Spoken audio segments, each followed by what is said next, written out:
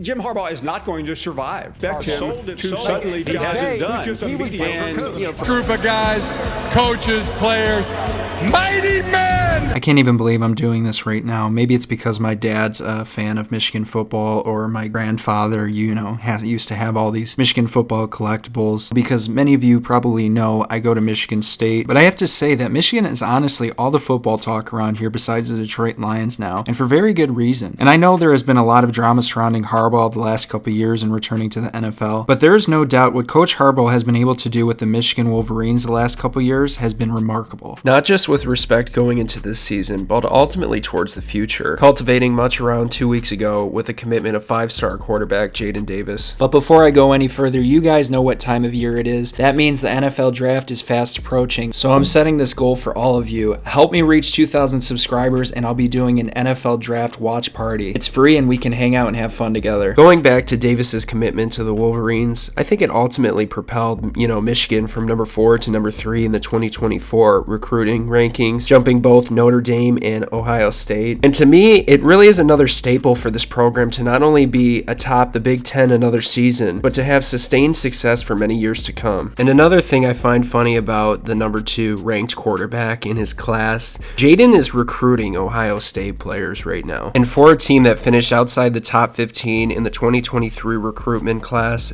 this commitment was needed to jumpstart everyone again towards the future. And while JJ McCarthy is starting this year, Jadyn Davis is already waiting still in high school to take over. It's a good time to be a Wolverines fan, man. But going into the season, U of M is entering this season as a top 5 AP team every year since 2021 and an all-time top 20 team since 2018, coming off back-to-back Big Ten conference titles and playoff appearances, which ultimately will put you in those rankings. And when you have notable key pieces returning, I think it's ultimately going to be a bloodbath with the return of Blake Corum from a meniscus repair, how many of us, including myself, just forgot how much of a threat he was. And it's not so crazy to see how much of a threat he was to win the Heisman before suffering the injury against Illinois, finishing the year with 1,463 yards and 18 touchdowns. But we also got to remember Corum wouldn't have been nearly as successful without Michigan's elite offensive line, predominantly guards Trevor Keegan and Zach Zinter, who without them, the Wolverines would be suffering from much needed depth. Cornelius Johnson, who ultimately put his stamp on the program with his big game over Ohio State. And on defense, one of my favorite Michigan defenders, linebacker Micheal Barrett, who ultimately evolved this season as a leader, is coming back. Being a fifth-year senior, he's one of the most underrated players on this roster,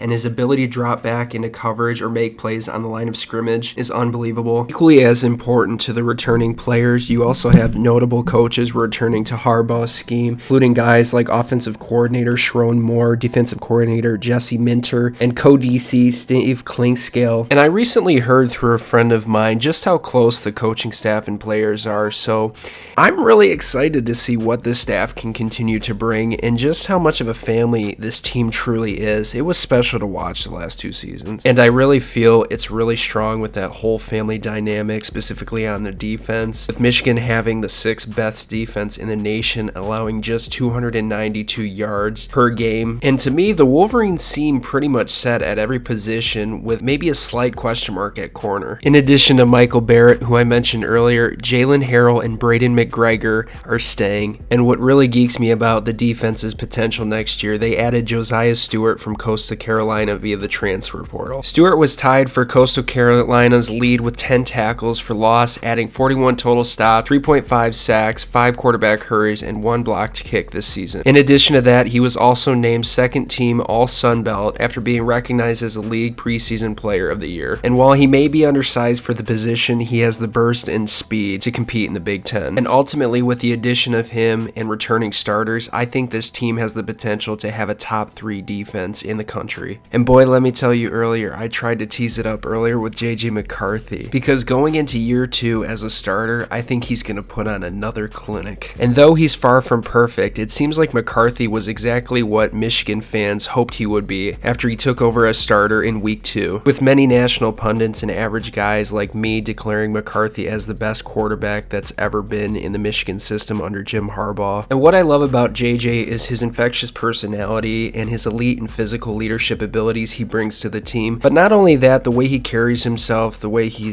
goes through grit and adversity, and just sometimes will have the team on his shoulder. It's pretty damn scary to have a guy like that on your team. After a 12-1 record as starter, McCarthy became the first Michigan quarterback in history to win their first 12 games as a starter, passing former U of M quarterback Dennis Franklin, who won his first 10 starts back in 1972. And I'm just so excited to see McCarthy continue cooking defenses with guys like Roman Wilson, Cornelius, Darius Clemens, Tyler Morris, AJ Henning, and more. And maybe this is a little high on me, but I don't think so. I think he can be the best quarterback in the Big Ten Conference and probably a top 3 quarterback going into next year's draft. And honestly, when you look at the Wolverines schedule going into next season, it's honestly not hard to see an undefeated season in another Big Ten championship. I think there's really going to be 4 tests during this season against Minnesota, Maryland, Ohio State, and Penn State. It's never easy playing in Minnesota, but I think they're going to take a step back, especially with the departures of Tanner Morgan and Mo Ibrahim. As we know, Happy Valley is one of the hardest venues to play at in the country, and being that Penn State has very similar talent to the Wolverines, especially in quarterback Drew Allar, I think this one's going to be very, very close, but I do think they'll eke it out. Harbaugh's got 2 out of 4 wins there. Maryland, it just feels like one of those, late trap games of the season. And with Ohio State, we'll really see how they are during the beginning of the year. Jim Knowles was hired to fix that off-field defense, and with the departure of CJ Stroud, whoever takes the helm, the pressure's going to be on them. And I wish my Michigan State Spartans could be much of a threat, but I really don't see that being